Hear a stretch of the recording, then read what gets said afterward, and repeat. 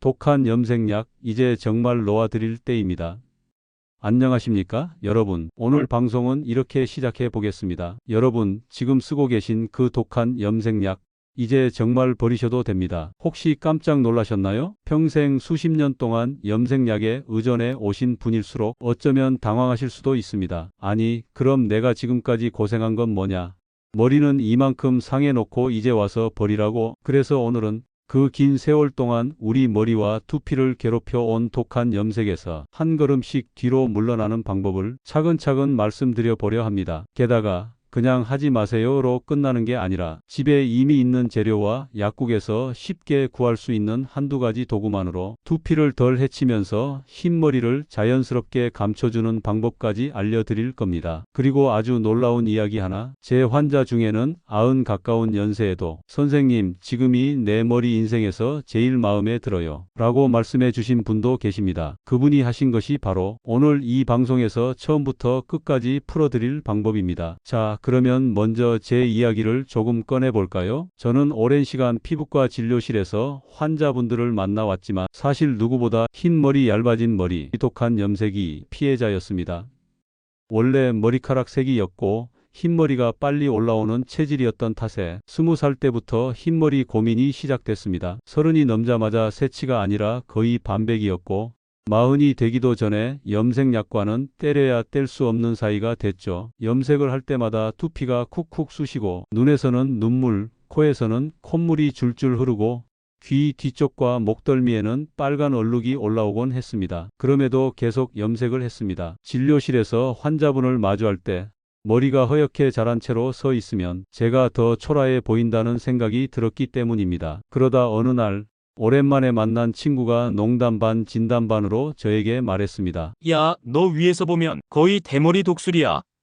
웃자고 한 말이었겠지만 그 말을 들은 그날 밤 집에 돌아와 거울을 보는데 정수리 부분이 훤히 들여다 보이더군요. 머리카락은 가늘어져 있고 두피는 붉게 들떠 있고 마치 오랫동안 학대당한 땅처럼 지쳐 보였습니다. 그때 처음 이런 생각이 들었습니다. 내가 피부과 의사면서 정작 내 머리는 탈모에 독한 염색약까지 겹치니 상황은 더 심각해졌습니다. 정수리 쪽은 숭숭 비어 보이고 머리를 감을 때마다 손가락 사이로 빠져나오는 머리카락을 보며 한숨이 절로 나왔습니다. 그때부터는 염색이 두려워지기 시작했습니다. 염색약을 머리에 바를 때마다 이번에는 또 얼마나 더 빠질까? 이번에는 두피가 얼마나 더 상할까? 하는 불안이 머리에서 떠나질 않았습니다. 그렇다고 염색을 완전히 끊기도 어렵습니다. 흰머리가 많이 올라온 상태로 환자분을 만나면 제가 보기에도 제 자신이 더 나이 들어 보였으니까요. 이 딜레마 속에서 저는 독한 염색약과 애증의 관계를 이어가고 있었습니다. 그러던 어느 날 우연히 제 옛날 사진을 꺼내 보게 됐습니다. 젊었을 때 찍어둔 사진 속 제 머리는 지금보다 훨씬 풍성하고 건강해 보였습니다. 그 사진을 보면서 깨달았습니다. 아, 내가 내 머리에게 너무 심하게 굴었구나.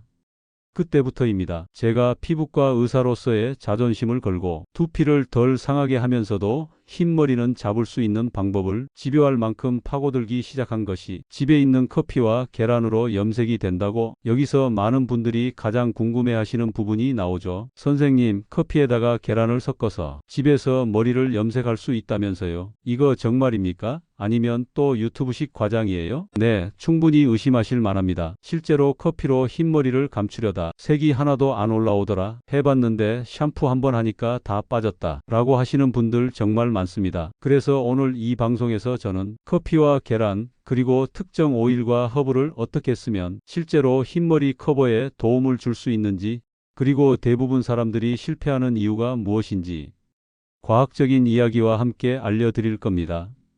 게다가 이 방법은 독한 염색약 특유의 매캐한 냄새와 두피 따가움 때문에 고생하셨던 분들에게 특히 큰 도움이 될 수 있습니다. 다만 여기에는 아주 중요한 전제가 하나 있습니다. 커피 하나만 바른다고 되는 일이 아니라는 겁니다. 그리고 무조건 천연만 쓰면 된다는 것도 아닙니다. 조금의 과학, 아주 소량의 화학, 그리고 상당한 양의 자연 재료가 딱 맞는 비율로 섞였을 때 비로소 현실적인 결과가 나옵니다. 저는 이 방송에서 그 현실적인 지점을 솔직하게 알려드리려 합니다. 이제 잠시 청취자 여러분께 작은 부탁을 드리고 싶습니다. 첫째, 오늘 방송을 들으시면서 흰머리가 고민입니다. 탈모가 더 걱정입니다. 이 둘 중 무엇이 더 큰 고민인지 마음속으로 한번 정리해 보셨으면 합니다. 염색약 때문에 두피가 아프셨던 분들, 머릿결이 갈라지고 끊어져서 속상했던 분들, 정수리가 휑해 보여 거울 보기 싫으셨던 분들, 각자 상황이 다 다르실 겁니다.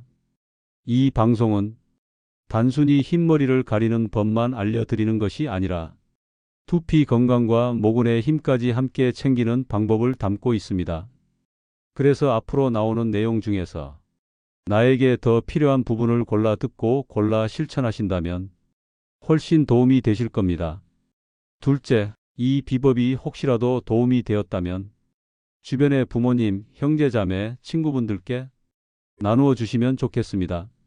저는 이 방송을 통해 그동안 독한 염색약 때문에 고생해 오신 많은 어르신들의 두피가 조금이라도 더 편안해졌으면 좋겠습니다. 자, 이제 본격적인 이야기로 들어가 보겠습니다. 큰 틀에서 보면 머리카락과 두피에 커피를 활용하는 방법은 다음과 같이 나눌 수 있습니다. 하나, 머리숱이 줄어든 분들을 위한 두피 활력 관리법. 둘, 흰머리가 눈에 띄게 늘어난 분들을 위한 커피 염색팩 활용법. 오늘 방송의 구성도 바로 이 둘을 축으로 돌아갑니다. 여러분이 인터넷에서 본 여러 영상이나 글 중에는 커피만 머리에 부으면 된다. 살짝 헹구기만 해도 색이 쫙 올라온다. 라는 식의 과장된 내용도 적지 않습니다. 그래서 따라 해보셨다가 이거 다 거짓말이구나 실망하신 분들이 많습니다. 하지만 저는 수많은 실패 사례와 성공 사례를 함께 검토하면서 한 가지 결론을 얻었습니다. 성공한 분들과 실패한 분들의 차이는 재료 자체가 아니라 비율, 순서, 그리고 두피를 지키는 장치를 썼느냐의 차이였습니다. 이 부분을 이해하시려면 이제 조금 더 깊이 들어가서 머리뿌리 안쪽에서 무슨 일이 벌어지는지부터 살펴봐야 합니다. 여기까지가 제1부입니다. 이어서 2부에서는 왜 카페인을 마시는 것만으로는 안 되는지, 두피에 직접 쓰면 뭐가 다른지, 로즈마리가 왜 머리숱에 도움을 줄 수 있는지, 여기에 생강을 더하는 이유는 무엇인지, 그리고 구체적인 로즈마리 생강 두피 진액 레시피까지 라디오 톤으로 풀어드리겠습니다. 바로 이어서 2부로 넘어가겠습니다. 청취자 여러분, 혹시 이런 생각 해보신 적 있으신가요? 커피나 녹차 속 카페인이 머리카락에 좋다던데 나는 매일 서너 잔씩 마시는데 왜 머리는 점점 빠질까? 진료실에서도 이런 질문을 정말 많이 받습니다. 결론부터 말씀드리면 이렇습니다. 입으로 마신 카페인은 머리뿌리로만 가지 않습니다. 우리가 마신 커피는 혈액을 타고 온몸을 돌아다니다가 여기저기 필요한 곳에서 쓰입니다. 두피는 심장에서 가장 먼 곳 중 하나이기 때문에 정작 모근까지 도달하는 카페인의 양은 아주 적습니다. 게다가 커피와 녹차를 과하게 마시면 카페인의 이뇨작용 때문에 철분, 칼슘 같은 중요한 영양소가 소변으로 더 많이 빠져나갈 수 있습니다. 특히 철분이 부족해지면 얼굴이 창백해지고 어지럽고 머리카락도 힘을 잃기 쉽죠. 그래서 몸에 좋다는 말을 듣고 커피나 녹차를 지나치게 드시면 오히려 탈모와 건강 모두에 부담이 될 수 있습니다. 결국 답은 하나입니다. 머리에 좋은 성분은 머리카락이 자라는 자리, 두피에 직접 가져다 주는 것이 가장 효율적이다. 이 지점에서 커피는 마시는 음료에서 바르는 관리제로 성격이 바뀝니다. 하지만 커피만으로는 부족합니다. 머리숱과 두피 건강에는 또 하나의 강력한 조합이 있습니다. 바로 허브와 따뜻한 뿌리 식물의 만남, 조금 더 구체적으로 말하면 로즈마리와 생강입니다. 몇 해 전 오랜만에 해외 학회에서 만난 동갑내기 친구가 있었습니다. 인도 출신 피부과 의사였는데 나이는 저와 비슷한데 머리숱은 마치 젊은 시절 흑사자 갈기처럼 풍성하고 윤기가 흐르고 있었습니다. 도대체 머리 관리를 어떻게 하기에 이렇게 머리숱이 빽빽하냐? 제가 물어보자 그 친구가 웃으면서 자기 집 부엌으로 저를 데려갔습니다. 거기에는 작은 냄비 하나가 올려져 있었고 그 안에서 어느 묘한 향이 은은하게 피어오르고 있었습니다. 이게 뭐냐? 라고 묻자 친구가 이렇게 말하더군요.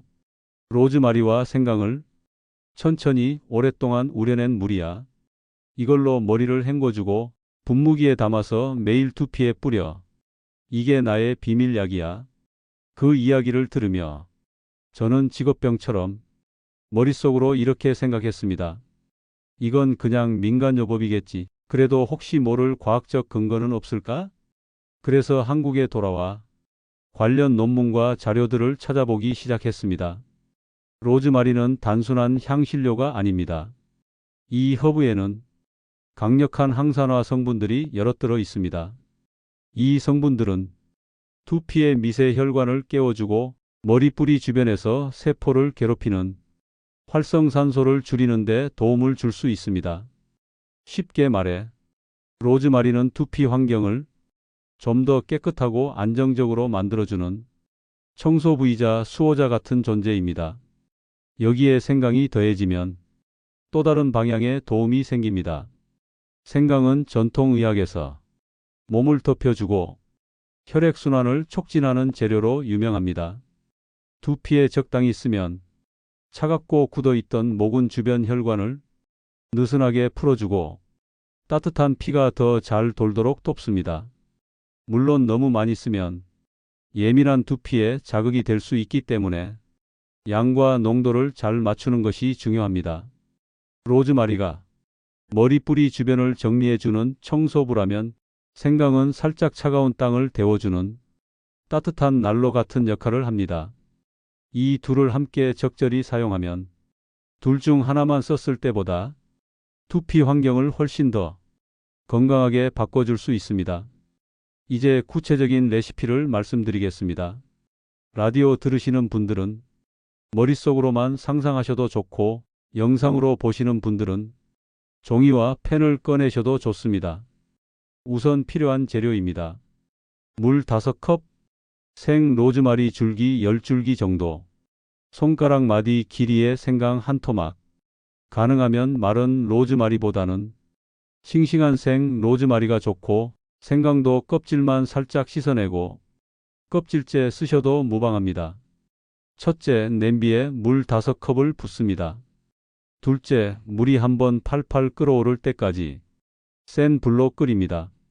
셋째, 끓기 시작하면 곧바로 불을 줄여 약한 불로 낮추고 그때 로즈마리와 생강을 넣습니다. 여기서 가장 중요한 포인트가 있습니다. 뚜껑입니다. 로즈마리의 향과 함께 날아가는 귀한 성분들이 있기 때문에 뚜껑을 덮지 않고 센 불에 오래 끓이면 정작 필요한 것들이 수증기와 함께 날아가 버립니다. 그래서 약한 불 뚜껑을 덮은 상태에서 대략 15분에서 20분 정도 은근하게 우려내는 것이 좋습니다. 시간이 지나 냄비를 열면 맑던 물이 옅은 갈색 내지는 짙은 허브차 색으로 변해 있을 겁니다. 불을 끄고 뚜껑을 다시 덮은 채로 상온에서 조금 식혀줍니다. 이때 조급하신 분들은 찬물이 담긴 큰 대야에 냄비를 통째로 살짝 담가 열을 식혀주셔도 됩니다. 단 이때도 뚜껑은 열지 않는 것이 좋습니다. 충분히 식으면 체에 걸러 로즈마리와 생강을 건져내고 약간의 진액만 남깁니다. 이제 이 진액을 작은 분무기에 담으시면 됩니다. 이 진액은 두피 활력 관리용입니다. 아침에 한번, 저녁에 한번 머리카락이 마른 상태에서 두피를 중심으로 가볍게 여러 번 뿌려줍니다. 정수리, 앞 이마 라인, 옆머리, 뒷머리까지 고루 적시듯이 뿌려주신 뒤 손가락 끝으로 톡톡톡 두드리며 흡수시켜줍니다. 강하게 문지르지 마시고 두피를 눌러주듯이 살짝 두드리듯이 만져주시면 됩니다. 이때 중요한 것은 두피가 완전히 마른 뒤에 주무시는 것입니다. 그래야 밤새 두피 표면에서 진액이 잘 흡수될 수 있습니다. 보관은 반드시 냉장고입니다. 방부제가 전혀 들어있지 않기 때문에 실온에 두면 금방 상할 수 있습니다. 냉장 보관 기준으로 길어도 2주까지만 사용하시고 그 이후에는 아깝더라도 미련 없이 버리고 새로 만드시는 것이 두피 건강을 지키는 길입니다. 머리숱이 전보다 조금 더 빽빽해졌다. 두피가 예전처럼 뜨겁고 붉게 달아오르는 느낌이 줄었다. 이런 반응을 듣게 되는 경우가 적지 않았습니다. 물론 모든 분에게 똑같이 나타나는 것은 아니지만 두피 환경을 조금씩 건강하게 만드는 데는 분명 도움이 됩니다. 이렇게 해서 머리숱과 두피 기반을 먼저 다져놓은 뒤에야 비로소 염색 이야기로 넘어갈 수 있습니다. 두피가 지쳐있는 상태에서 무작정 염색약만 바르면 그 순간 흰머리는 가려질지 몰라도 시간이 갈수록 더 심한 대가를 치르게 됩니다. 그래서 저는 항상 두피 케어를 먼저 말씀드리고 그 다음 단계로 커피를 활용한 염색 관리를 이야기합니다. 이제 3부에서는 많은 분들이 가장 궁금해 하셨던 커피와 계란 노른자, 오일, 소량 염색제를 섞어 만드는 커피 염색팩의 구조, 왜 피마자유가 특별한지, 어떻게 바르고 얼마나 두고 어떻게 마무리해야 하는지, 알레르기를 막기 위한 패치 테스트 방법까지 자세히 설명드리겠습니다. 바로 이어서 3부로 넘어가겠습니다. 이제 가장 궁금한 지점으로 들어가 보겠습니다. 먼저 한 가지는 솔직하게 말씀드리겠습니다. 커피만으로는 흰머리 염색을 오래 유지하기가 어렵습니다. 한두 번 감으면 금세 색이 빠져버리기 쉽습니다. 그래서 시중에 많은 커피 염색 영상들이 처음에는 그럴듯해 보여도 실제로 해보면 별로 티가 안 난다. 2번 감으니까 원래대로 돌아왔다. 라는 후기가 나오는 것이죠. 그렇다면 어떻게 해야 할까요? 답은 이렇습니다. 강한 화학 염색제를 머리 전체에 잔뜩 바르는 대신 아주 적은 양의 염색 분말과 커피 추출액, 계란 노른자, 오일을 섞어 두피 자극을 최대한 줄이는 방식으로 부분적인 도움을 받는 것, 완전히 화학을 버리는 것이 아니라 최소한의 화학과 최대한의 자연 재료를 조합해 현실적인 지점을 찾는 것입니다. 이것이 제가 여러 시행착오 끝에 내린 결론입니다. 여기서 중요한 재료가 하나 등장합니다. 바로 피마자유, 옛말로는 아주까리 기름이라고 부르던 오일입니다. 약국에서도 쉽게 구할 수 있는 이 오일은 끈적하고 점도가 높아 일반 식용유와는 느낌이 다릅니다. 이 오일이 특별한 이유는 리시놀산이라는 지방산이 아주 많이 들어있기 때문입니다. 이 성분은 피부에 닿았을 때 자연스럽게 진정 효과를 내 두피가 따갑거나 화끈거리는 느낌을 줄여주는 데 도움을 줄 수 있습니다. 또한 피마자유는 점도가 높아 두피 위에 두꺼운 막을 형성해 줍니다. 염색 성분이 두피 안으로까지 깊숙하게 침투하는 것을 물리적으로 막아주는 일종의 방패 역할을 하는 셈입니다. 지금까지 많은 분들이 집에 있는 올리브유나 해바라기유 써도 되나요? 라고 물으셨는데, 물론 급할 때는 집에 있는 오일을 활용할 수도 있습니다. 하지만 두피 보호력과 점도, 진정 효과의 측면에서 보면 피마자유가 조금 더 유리합니다. 단점도 있습니다. 너무 끈적해서 그대로 바르면 머리카락이 엉키고 씻어내기 까다롭다는 점입니다. 그래서 여기서 계란 노른자가 등장합니다. 계란 노른자에는 레시틴이라는 성분이 풍부하게 들어 있습니다. 레시틴은 기름과 물을 부드럽게 섞이게 해주는 천연 유화제 역할을 합니다. 피마자유처럼 점도가 높은 오일을 계란 노른자와 함께 섞어주면 묽고 부드러운 크림처럼 변하면서 머리에 바르기 좋아집니다. 게다가 노른자 속에는 비오틴, 콜린, 지방산 등이 들어있어 머리카락에 영양을 공급하는 데도 도움이 됩니다. 이 두 가지가 잘 섞이면 두피를 둘러싸는 보호막이자 머리카락을 감싸는 영양 크림이 되는 것입니다. 여기에 커피와 소량의 염색 분말을 더하면 비로소 현실적인 커피 염색팩이 완성됩니다. 이제 귀를 조금 더 기울여 주세요. 구체적인 비율을 설명드리겠습니다. 단발 기준 한 번 사용할 분량입니다. 진한 커피 가루 큰 숟가락 서너 숟가락, 분말 형태 세치용 염색제 아주 소량, 소포장 한 통 기준, 전체 통을 다 쓰지 않고 그 일부만 사용. 계란 노른자 서너 개, 피마자유 큰 숟가락 한 숟가락, 뜨거운 물 약간. 여기서 중요한 것은 분말 염색제의 양을 시중 염색약에서 권장하는 양보다 훨씬 적게 쓰는 것입니다. 역할은 단 하나, 색을 어느 정도 고정해 주는 것입니다. 나머지 공간은 커피 색소와 계란, 오일이 채우게 됩니다. 만드는 순서는 첫째, 그릇에 커피 가루와 소량의 염색 분말, 피마자유 한 숟가락을 넣습니다. 둘째, 뜨거운 물을 아주 조금 큰 숟가락으로 두세 숟가락 정도 넣으면서 덩어리가 없도록 잘 저어줍니다. 여기서는 커피와 염색 분말이 완전히 풀어져야 합니다. 셋째, 이 혼합물이 식을 때까지 기다립니다. 여기서 많은 분들이 서두르다가 실수하십니다. 뜨거울 때 노른자를 넣으면 계란이 익어버립니다. 그래서 손가락으로 살짝 찍어봤을 때 따뜻하지 않고 미지근하다 느껴질 때까지 잠시 두어야 합니다. 넷째, 계란 노른자 서너 개를 넣고 거품기나 숟가락을 이용해 한참 동안 힘 있게 저어줍니다. 점성이 점점 올라가면서 마요네즈처럼 부드럽고 탄탄한 크림 같은 질감이 될 때까지 충분히 섞어주셔야 합니다. 이 과정이 바로 피마자유와 계란 노른자, 커피와 염색 성분이 하나가 되는 핵심 단계입니다. 본격적으로 바르기 전에 먼저 준비해야 할 것이 있습니다. 이마 라인, 귀 주변, 목덜미 옆 피부에 영양 크림이나 바셀린 같은 유분기 있는 크림을 미리 듬뿍 발라 두시는 겁니다.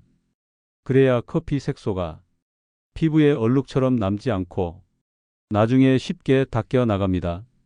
그 다음 머리카락이 마른 상태에서 섹션을 나누어 팩을 바르기 시작합니다. 특히 흰머리가 많은 정수리와 앞머리 위주로 조금 더 두껍게 발라주시고 뒷머리와 옆머리도 골고루 빗어가며 펴 발라줍니다. 이때도 두피를 세게 긁지 말고 부드럽게 쓸어 올리듯 바르셔야 합니다. 전체적으로 다 바르셨다면 머리 위에 비닐랩을 씌우고 그 위에 수건까지 한번 감싸 열이 빠져나가지 않도록 해줍니다. 열이 있어야 색소와 영양이 모발 쪽으로 잘 스며듭니다. 방치 시간은 대략 1시간 정도입니다. 이 1시간 동안 절대 두피가 따갑거나 벌겋게 달아오르는 느낌이 들지 않는지 중간중간 한 번씩 체크해 주세요. 1시간이 지나면 이제 머리를 헹궈야겠죠. 여기서 또 하나의 포인트가 있습니다. 그날 바로 샴푸를 쓰지 않고 우선은 미지근한 물과 약산성 린스만으로 정리를 해주는 것입니다. 욕실 대야나 세면대에 미지근한 물을 채우고 여기에 사과 식초나 레몬즙을 큰 숟가락으로 한 숟가락 정도 넣어 잘 섞어줍니다. 먼저 미지근한 물로 손가락 끝을 이용해 두피와 머리카락을 부드럽게 여러 번 헹구어 줍니다. 그 다음 식초물이 섞인 물을 머리 전체에 천천히 부어줍니다. 산성 성분이 머리카락 표면에 남아있던 노른자와 오일 잔여물을 분해하고 열려있던 큐티클을 살짝 닫아주는 역할을 할 수 있습니다. 이 과정을 마치면 끈적임과 비린내가 많이 줄어들고 색소도 좀 더 잘 고정됩니다. 샴푸는 다음 날부터 평소대로 하시면 됩니다. 여기서 전문가로서 절대 빼먹을 수 없는 이야기가 하나 있습니다. 아무리 천연 재료를 많이 쓴다고 해도 그 안에는 분말 염색제가 들어가기 때문에 알레르기가 있으신 분들에게는 이 역시 위험할 수 있습니다. 따라서 본격적으로 머리에 쓰시기 최소 이틀 전에는 팔 안쪽이나 귀 뒤쪽에 소량을 발라보시고 가려움, 따가움, 붉은 반점이 생기지 않는지 확인하셔야 합니다. 이 과정을 패치 테스트라고 부릅니다. 이런 기본 안전장치를 지키지 않고 바로 머리에 전체 도포를 하셨다가 심한 두피염을 겪고 병원에 오시는 경우를 저는 너무 많이 보아왔습니다. 이제 오늘 이야기를 한번 정리해 보겠습니다. 첫째, 마시는 커피와 녹차만으로는 머리숱과 탈모 문제를 해결하기 어렵습니다. 두피까지 충분한 양이 도달하지 않을 뿐 아니라 과하면 오히려 영양소 손실을 불러올 수 있습니다. 둘째, 로즈마리와 생강을 활용한 두피 진액은 머리뿌리 주변 환경을 개선하는 데 도움이 될 수 있습니다. 매일 2번 꾸준히 두피에 뿌려주는 습관이 중요합니다. 셋째, 커피 염색팩은 순수 천연만으로는 오래가기 어렵기 때문에 아주 적은 양의 분말 염색제를 커피, 계란 노른자, 피마자유와 함께 올바른 순서와 비율로 섞어 써야 합니다. 넷째, 두피를 지키기 위해서는 피마자유와 계란 노른자의 유화 보호 효과를 잘 활용해야 하고 액기스를 바르기 전 피부 보호 크림을 바르는 세심함이 필요합니다. 다섯째, 모든 과정에서 패치 테스트와 적절한 방치 시간, 냉장 보관, 위생 수칙을 지키는 것이 두피 건강을 지키는 가장 중요한 기본입니다. 여러분, 오늘은 독한 염색약만 믿고 살아오셨던 긴 세월에 조금은 다른 선택지를 열어드리고 싶었습니다. 제 이야기를 통해 아, 나만 고생한 것이 아니었구나. 나도 한 번쯤은 내 두피를 좀 더 아껴줘야겠다 라는 마음이 생기셨다면 그것만으로도 이 방송은 충분히 의미가 있다고 생각합니다. 흰머리를 감추는 것도 중요하지만 앞으로 남은 세월 동안 머리카락이 조금이라도 더 건강하고 편안하게 자라날 수 있도록 두피를 돌보는 것이 진짜 근본입니다. 혹시 오늘 들으신 내용 중 이건 한 번쯤 꼭 해보고 싶다 싶으신 방법이 있다면 한 가지만이라도 이번 달 안에 실천해 보시길 권해드립니다. 그리고 도움이 되셨다면 주변의 흰머리와 염색 때문에 고생하시는 분들께 이 방법을 나누어 주시면 좋겠습니다. 오늘 끝까지 함께해 주셔서 진심으로 감사드립니다. 지금까지 라디오 앞에서 여러분의 두피와 머리를 함께 고민한 피부과 전문의였습니다.